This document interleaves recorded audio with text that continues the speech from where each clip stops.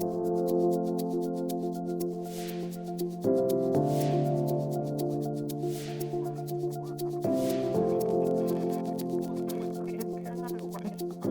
you're trying to grow your brokerage, what are the things you're doing right and what are the things you're doing wrong?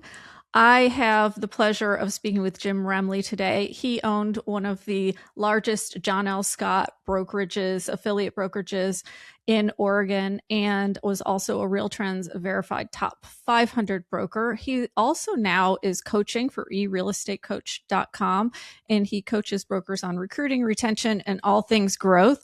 He had some excellent things to say and some really great advice from his years of experience doing it. So I know you're going to love this one. Sit back and enjoy the podcast. And a special thank you to HomeBot for sponsoring this episode of the RealTrending Podcast. Welcome, Jim, to the RealTrending Podcast. I am so excited to be here. Thank you. It's quite an honor. Yeah. So you ran one of the largest affiliates for John L. Scott and sold it a few years ago. And so you have a depth of knowledge in the brokerage industry, and you've built, brokerages across multiple market cycles. So when you look at today's environment, what do you feel is the most misread trend that brokers should be paying closer attention to? Well, I think one of the things that brokerage owners tend to do is to be completely focused on commission splits as being the number one way to attract real estate agents. And if commission splits were the number one way to attract agents, everybody would always be working for the lowest split out there, right? Or the highest split, I should say.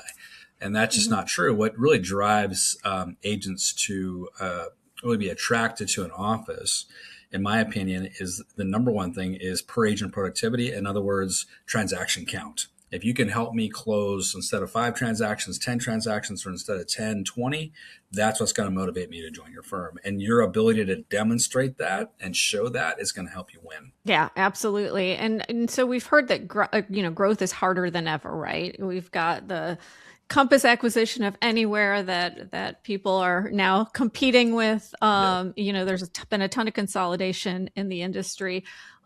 But what has really changed from your vantage point about growing a brokerage in 2026? Well, definitely, I think what's changed for a lot of brokerage owners is that it's a highly competitive landscape with a lot of cloud-based brokerages and a lot of consolidation out there. So you're competing with companies that have scale. And when you're competing with companies that have scale, sometimes that can feel intimidating.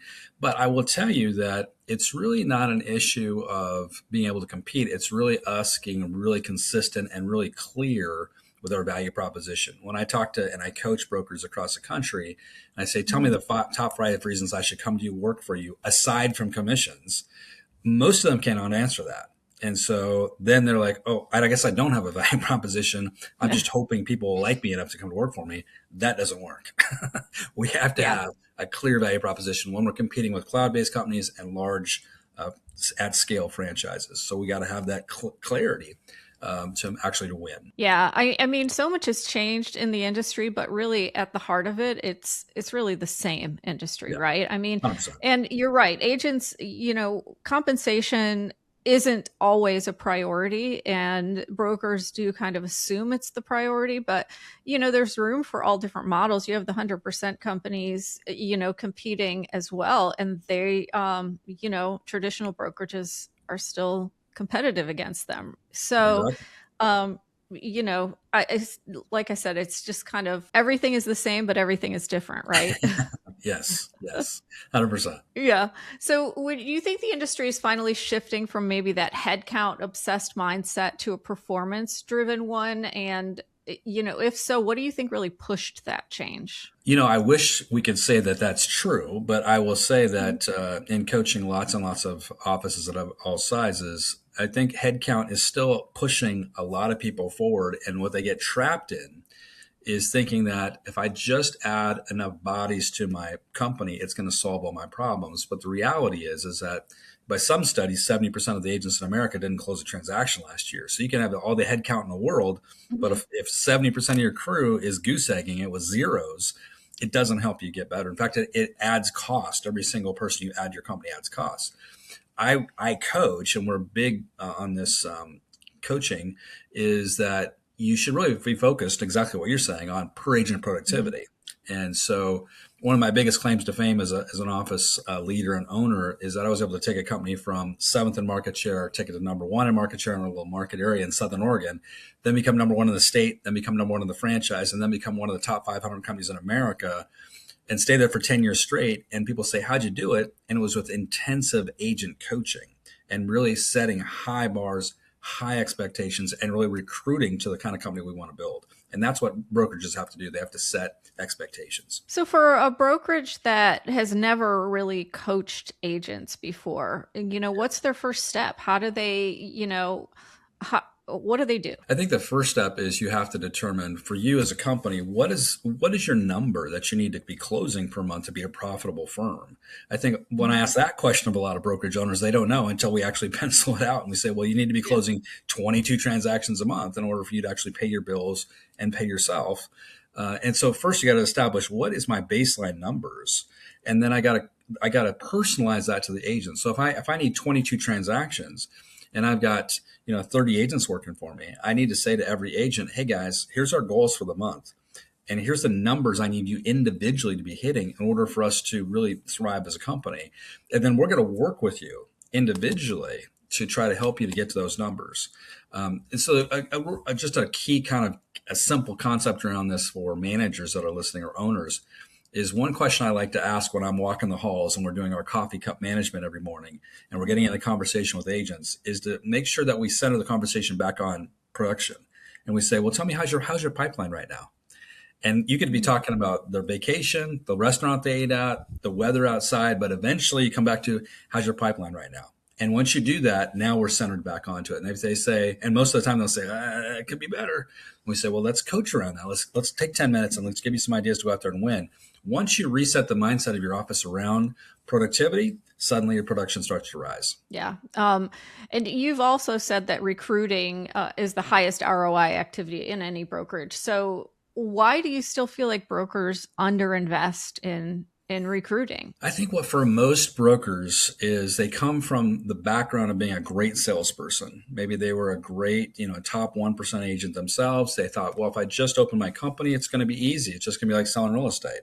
And they suddenly realize that recruiting is a whole different animal than selling real estate. And picking up that phone and calling somebody to go to a coffee, to go to lunch, to go to, to talk about their company feels like 1,000-pound boulder. So for most of them, they just don't know what to say or how to say it. They're uncomfortable with the process.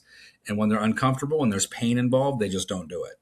And so what happens is they think that it's just going to naturally someday at some point take care of itself. Or worse than that, they offload recruiting to someone else because they don't prioritize it. They'll say, oh, I'll hire somebody to go cold call for me.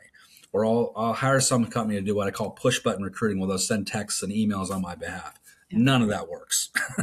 That is the worst form of recruiting, and it never, ever works. Well, what about, I know some brokerages that have been successful with hiring a recruiter and having that recruiter do work for, I know a lot that have failed with it too. Yeah. But what if they want to go that route, what do you think separates the successful ones from the ones that have failed from it? It's a great question. And the difference is it's a very, very distinct kind of bright line in the sand. The difference between the ones that are successful and the ones that fail is that if you hire an internal recruiter and they are part of your team, in other words, they work for your brokerage and they're an extension of you and your leadership, and they're trained correctly and they know the scripts, they know the texts, they know the emails, they know how to approach recruiting, that will work.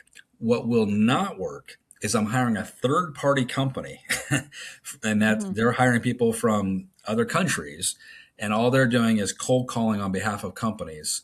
That does not work because people see it right through it.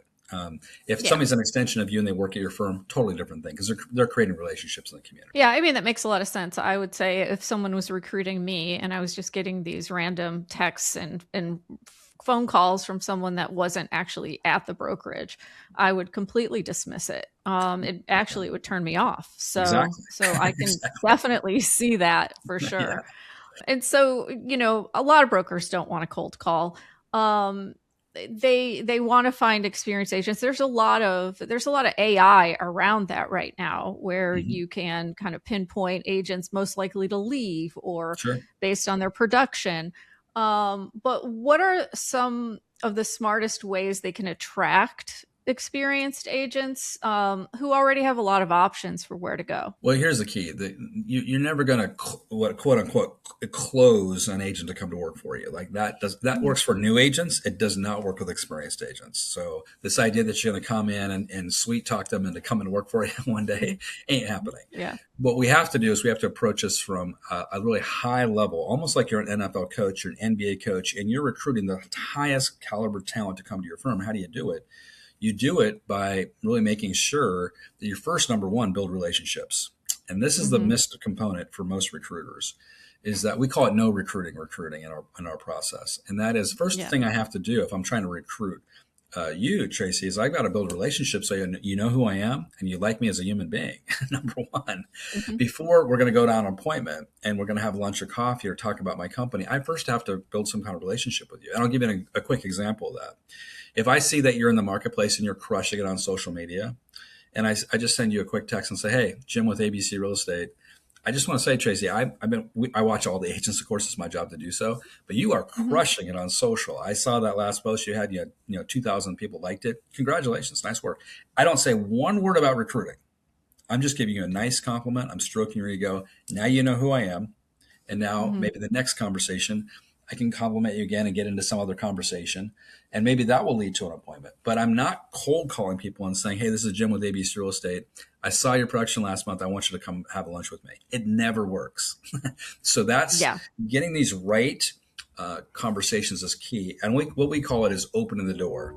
All I need to do is open the door in a way that builds relationship.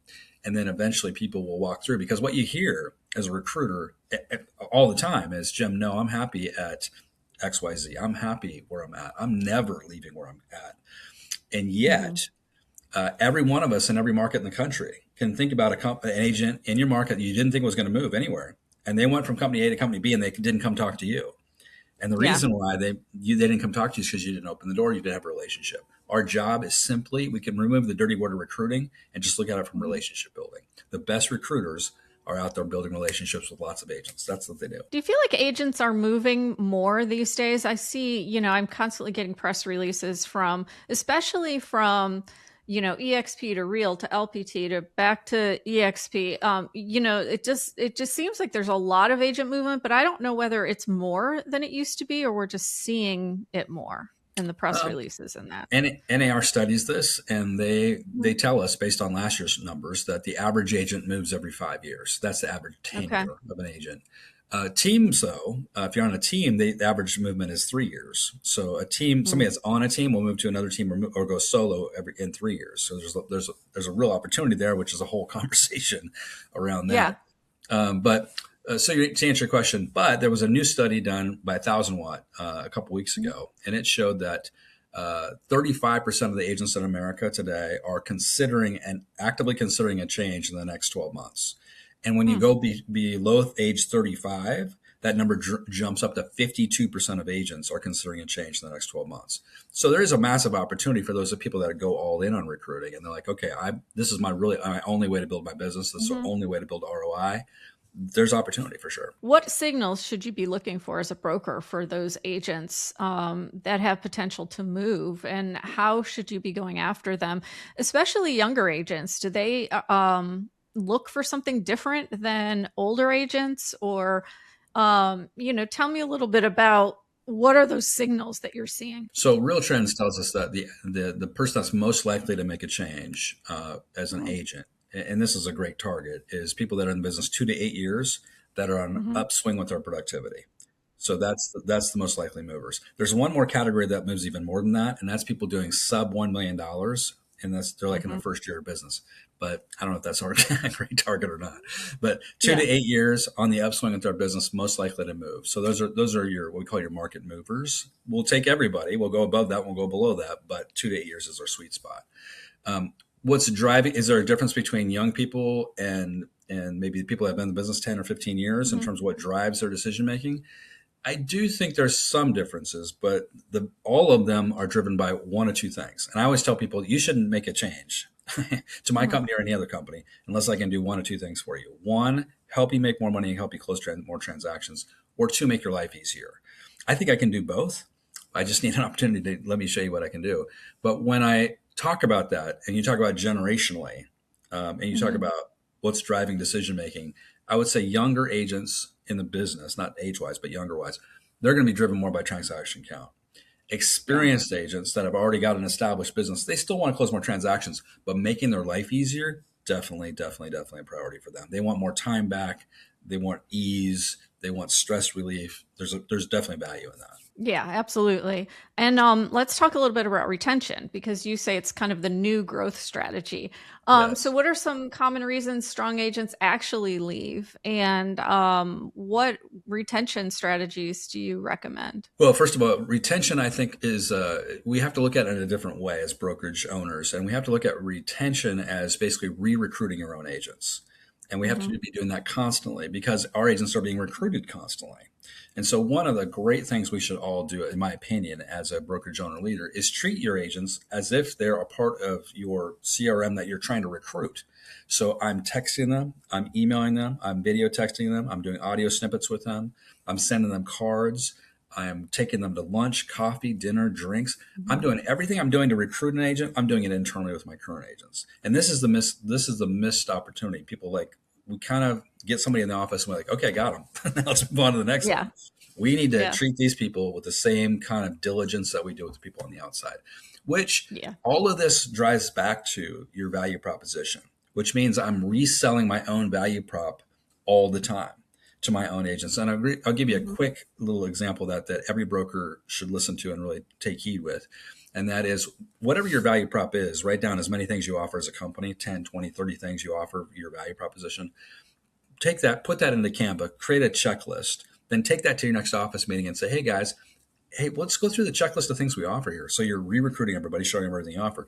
Hmm. Circle the things you're not using now that you think would add a transaction or two to your bottom line in the next 12 months. And suddenly, wow, you've got a real conversation happening about how you can help them close more transactions. Oh, I love that tip. I feel like we've probably met before at the gathering or something through Steve Murray. Just Yep, Steve talking to Murray's a you, friend of I'm mine. like, yeah. Well, I worked at RealTrends before HousingWire acquired them. So I've worked with Steve for about 15 years before I came to Nice. HousingWire. I So, love it. I love so it. yeah. And so I want to talk to you about your brokerage. What are some maybe times that you failed forward or lessons that you learned building your brokerage? Ooh, there's so many. I think in terms of failing forward, the one thing I think that a lot of times we don't put enough value to is our Mm, staff and understanding that your staff and your staff continuity matters. So when you have great staff, don't take that for granted. Make sure that you are, first of all, paying them well yeah. and rewarding them in other things other than pay, like flexibility of time and making sure that they feel like there's a growth channel for them within the company. I think moving people to different positions, cross training people saying, hey, you want to move into marketing? You want to move over to events? You want to move over to do this, that, and the other? I think people want to be challenged. They want to do things that are kind of different all the time. I think that's a huge missed opportunity that I didn't see as a younger broker. So that's Hmm. one. The second is not being on the bleeding edge of technology. You want to be on the cutting edge, but the bleeding Hmm. edge is you're getting too far out in front of your own agents or your own community, and you're using things Yeah. that people are never going to actually use. So that could be really true. I'm a huge believer in AI, but there's some forms of AI that are just too far out there for our agents right now. So we don't want to reel that back, get down to the real nuts and bolts that we can actually use in the market. So those are two things. Yeah. I've spent a lot of money on bad tech. I'll tell you that. Well, and yeah, I mean, and I have no idea whether this is being used or not. I just know the whole idea of having a metaverse was a huge deal Right? several years ago. I haven't heard a thing about it Yeah. since then. Right. So, and it Who might else? be used. I have no idea. I No. just don't hear about it anymore. And there's several, I can't think of any others off the top of my head, but I've seen a lot of them come through like this is going to be the next big thing. And then it just kind of quietly Die. disappears. Yeah. Yeah. But So it is interesting and it is always bleeding edge, right? It's always yes. those things that are like, I'm going to be the first to do it. And then oh, it sounds great. It was great, but it Yeah. just kind of Phase out. flitters out. So, It's like yeah. we are naturally early adopters as realtors. We just are. It's our industry. Hmm. We just got to be careful of it. We just don't want to be too far ahead. Yeah, yeah, absolutely. So at scale, what leadership habits matter the most, and which ones actively get in the way? I think the number one leadership habit that most people don't have enough of is Hmm. consistency and being the most ultra consistent person so that your agents are watching you and you're leading from the front. I'll just give an example of that when it comes to recruiting. What we tell our folks, our brokerage owner managers, is you need to be recruiting 1 hour a day. Just like you tell your agents to go out there and lead generate 1 hour a day, you should be recruiting 1 hour a day. And you should tell your agents that your job is like their job. They're lead generating, you're lead generating. And in that Yeah. hour, you're doing exactly the same things there. You're calling, you're texting, you're emailing, and you want Hmm. your agents to be watching you and calling you out when you're not doing your job. It's leading from the front. So I think that's one thing, is just really being really ultra consistent with what you do. But the other Hmm. thing that we can often find ourselves making a mistake with as leaders is that we can get siloed into our offices and just become Hmm. like glorified deal doctors and just head down, just trying to grind through all the work, and we don't look up. I think you got to Yeah. have, your head in the clouds, your nose in the dirt, yes, but you also need to Hmm. get around the office and shake hands and kiss babies and really create those relationships, and understanding that relationships are what's going to drive your business forward. And it's going to help you win or lose in every market. So the better you are with emotional intelligence and being a relationship based broker, the better you're going to do. Yeah, yeah, absolutely. And I do feel like some brokers overcomplicate growth. But the real answer is a lot simpler. So why don't you talk a little about that, where you see them overcomplicating it and how they can dial it back to just, I mean, I remember Steve Murray always says, you got to recruit, you got to spend less than you bring in. And I can't remember the Yep. third one now, but yes. uh, so the number one thing I think people sometimes overcomplicate things with is broker owners get this grand idea and they think, you know what, I want to own a 10 office network, or I want to create my Hmm. own. I hear this. I want to create my own franchise. I hear this kind of Hmm. things all the time, and yet they're running a 4 agent company right now. You Yeah. no business thinking like that, right? The first step for you, for every broker in America, is remember that what we do is agent by agent. So all you need to really focus on is who's the next agent I'm going to recruit and bring in, and have a realistic goal around the number of agents you can reasonably bring in into a company. We call rapid growth at our brokerage coaching. 24 agents a year is very rapid Hmm. growth for most Yeah. brokerages. So that's bringing in 2 experienced agents a month into your company. Not talking about new agents, experienced agents would Yeah. transform most companies. And yet people get lost in, well, I hear this all the time. Jim, I want you to help me bring in 150 agents in this year. Well, how many agents do you have now? Well, I have 10. It's an Yeah. unrealistic number, right? So let's get this back down to Hmm. earth. I think that's the first step. Let's be realistic with what our goal sets are. And then we start working towards them, and really having Yeah. benchmarks along the way. Well, and I think for smaller brokers, that idea that you're going to stop producing and actually then become managing, Yes. it's hard to make that transition because you're going to lose money in the short term. So you have to kind of think past that as well. Yeah, I think that's such a great point you're bringing up. And that's one of the number one things people bring to me as they say, I want to get out of production. And that's such a Hmm. great goal for, I'd say, 80% of the brokers in America listening to this. That's like a first step goal. And so you have one or two choices. When I'm talking to people, is you're right, you're exactly right. If you make that decision now and you don't have enough producers to supplement that income, you're going to lose money comparatively. So Yeah. what we do is we set a number goal. We say, how much are you making? Let's divide that in the number of agents you need to bring in. Let's set that as a Hmm. recruiting goal. And once you hit that 5, 6, 8 agents that's going to take to replace your income, bingo, you become non-competing. And that becomes a real motivator for them. Like, oh, I can, if I recruit to this number, I can exit production. Yes, you can. You just got to go for it. And people can get there. They just got to make that as a priority. Yeah, you have to have that as a mindset too, right? Yes. Because you could say, well, but I'm still losing so I just because I brought Right. those in and Yes. replaced my income, I'm still having my income. And there's a So lot of people yeah, that do that. They'll say, oh, I got to yeah, the 8 agents, but now if I stop, I'm going to lose another $300,000. But what's the ultimate goal here? I mean, if you want to right. keep working forever, people. I had this buddy of mine, Jerry, told me.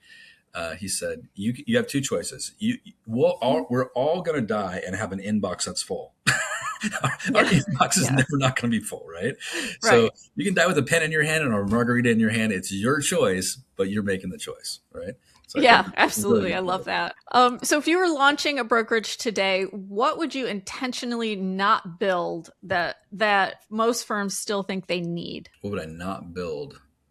Or So bring on or do? yeah, one Yeah. of the things I think we can all probably have a smaller footprint than we used to. That's one. hmm So even though I had a 12,000 square foot office, but Yeah. for the vast majority of people, you can have a smaller Mhm. footprint than you used to. I do think you can, with the staffing issue, I do think you can virtualize staff more than you used to be able to. So you could probably bring in a virtual social media coordinator. You could bring in a virtual Mhm. marketing coordinator. So there's some ways to offset costs. You don't have to bring in like the cost of a full-time person where you can virtualize that. Yeah. So I'd probably do that a little bit differently now in today's world than I would have, 10 years ago probably. So those are two things that would be probably cost savings and still give me the same level of growth that I want to. And for Okay. me, personally, and there's everybody's Mhm. does things differently. I think one of the most important things as a starting point is to understand is for you to grow, you can't have a focus on new agents. For my first five Yeah. years in the industry, it was all about new Mhm. agents. And I had to say at some point, man, I got to go after experienced agents as my number one growth strategy. That's the number one thing. Yeah. Makes a lot of sense. All right. Yep. I have a lightning round. So Okay. first thing that comes to your mind, Sure. one brokerage metric you think leaders watch too closely. Overall productivity of the office, but not individual agent productivity. So Okay. they're looking at the top number, but they're not going down to the line item. What's every agent doing? One metric they don't watch closely enough. I think the one thing that they don't watch closely enough is overall profitability. You got to be a profitable company. They get lost in GCI and they forget, oh, I'm losing money this month. You had a great month, but you Yeah. still lost money. That doesn't work. Yeah. Got to be Yeah. profitable. We're not running charities here. That is true. Best recruiting advice you ever received. Best recruiting advice I've received: don't try to close somebody on the first appointment. It's not about closing. It's about getting to the second appointment. So you don't try to close on the first appointment. You always try to close for the second appointment. That's the best recruiting advice I Oh, ever got. love it. Most underrated leadership skill in real estate. Underrated listening, 100%. Yes. I think that's for everyone, right? Every job everywhere is listening. Yes. Last one is one thing every broker should stop saying to agents this year. Stop saying to agents. hmm I would say stop saying to agents. Ooh, that's a tough question. Let me think about that. Stop saying to agents. I would say, I don't have an answer to that. I have no stop saying to agents answer. I'm sorry. I wish I did. I just All can't right. think How of it. about what they can start saying to agents? I think what they should What start they saying should. to agents is, tell me about your lead generation program this week.